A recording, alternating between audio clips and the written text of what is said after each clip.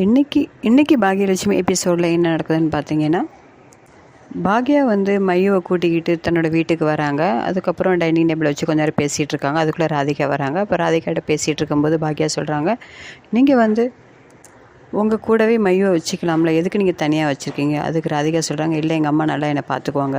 இல்லை உங்கள் அம்மா இவங்கள பார்க்குறதோட இவங்களோட அம்மாவை நீங்கள் பார்த்துக்கிட்டிங்கன்னா, இல்லை என்ன தான் இருந்தாலும் நீங்கள் பார்த்த மாதிரி வராதில்ல, நீங்கள் பார்த்துக்கலாம்ல. இல்லை எங்கள் அம்மா நல்லா தான் பார்த்துக்குவாங்கன்னு அவங்க சொல்லுவாங்க. இன்னும் பேசி நடந்துட்டு இருக்கும்போது திரும்ப அதுக்கப்புறம் இதோட முடிச்சிடுறாங்க. மறுநாள் காலையில் கோபி க்ளவுட் கிச்சன் ஆரம்பிக்கிறதுக்கான எல்லாமே வேலைகள் நடந்துக்கிட்டு இருக்கு. அதில் கலந்துட்டாங்க யார் பார்த்தீங்கன்னா, கோபியோட அம்மா, அப்பா, இனியா, மயூ, ராதிகா இவங்க எல்லாருமே அதில் கலந்துக்கிட்டாங்க. அதுக்கப்புறம் கோபியோட ஃப்ரெண்ட்ஸும் வராங்க. இனியா கேட்குறாங்க, நீங்கள் யாரை வச்சு ஓப்பன் பண்ண போகிறீங்கன்னு? எங்கள் அம்மா அப்பா வச்சு தான் ஓப்பன் பண்ண போகிறேன் அப்படின்னு சொல்கிறாங்க.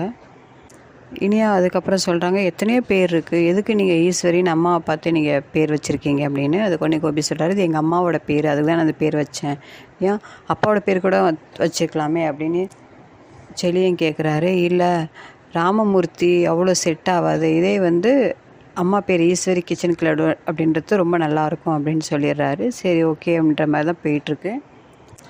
அதுக்கப்புறமா கோபியோட அம்மா அப்பா தான் ரிப்பன் கட் பண்ணுறாங்க. அப்புறம் விளக்கேற்றுறதும் அவங்க அம்மா அப்பா தான் விளக்கேற்றுறாங்க. ஒரு நல்ல செஃப் கூட்டிகிட்டு வந்து தான் இங்கே சமைக்கிறதா எல்லாம் பேச்சு நடந்துக்கிட்டு இருக்கு.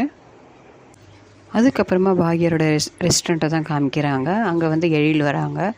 அவங்க அந்த க்ளவுட் கிச்சன் ஓப்பனிங்க்கு போகல. அப்போனே பாக்யா எல்லோரும் கேட்குறாங்க, எதுக்கு நீ எங்கே போகலன்னு. பாக்யா இல்லை செல்வி கேட்குறாங்க.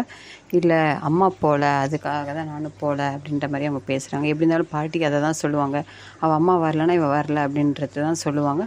அதுக்கு தான் அது எனக்கு தெரியும், அதுக்கு தான் நானும் போகல அப்படின்னு எழில் சொல்கிறாரு. அதுக்கப்புறமா பார்த்தீங்கன்னா க்ளவுட் கிச்சனை தான் காமிச்சிக்கிட்டு இருக்காங்க.